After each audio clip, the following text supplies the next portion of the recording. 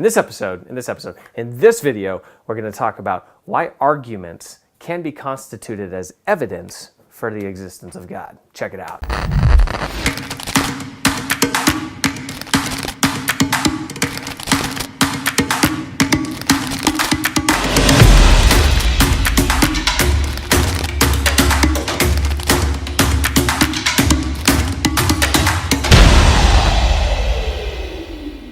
What's up, everybody? This is Josh from Practical Theism. Hands down, the number one reason, without a doubt, that an atheist will give me as to why they don't believe in God is because there is no evidence for God. I was recently in a pretty lively discussion, I would say, with someone online the other day, and they were claiming that there's no empirical evidence for God's existence. So I stepped back and I thought, okay, I see where this is going. And I responded back to him, kind of smug, maybe a little salty even, but nonetheless completely honest and earnest in what I was trying to convey and get across. And I said, well, what evidence would you have to see in order to be convinced that God existed? Silence.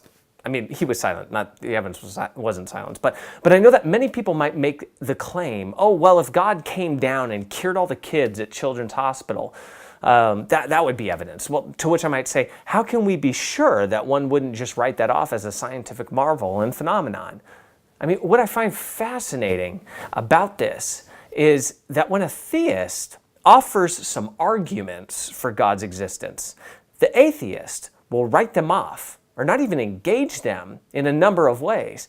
The most common of which is through what are known as straw man argumentation, where they attack a conclusion that wasn't drawn. They build up the argument into something it's not so they can attack it. What is most interesting is that atheists don't see these arguments as evidence.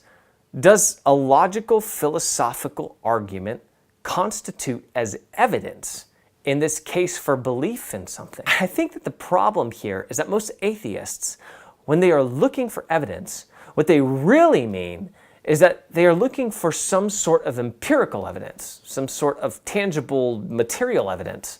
But let's define what evidence really is.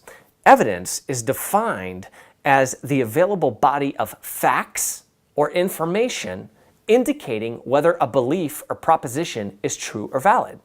What is a fact?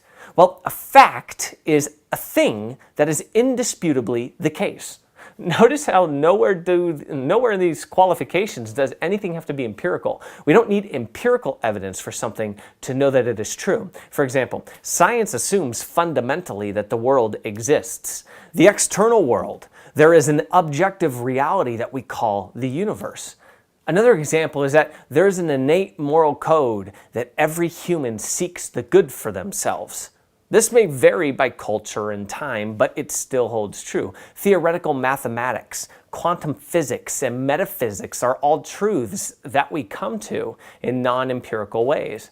And because of this, the arguments that theists put forward, while not empirical in one sense, are valid in establishing the truth of a creator of all things, a first cause, a non-contingent being that is the ground and reason for our existence. So, are the common theistic arguments for God's existence valid evidence? Well, they sure are. And rather than dismiss them because they are not empirical, we need to tackle them head on.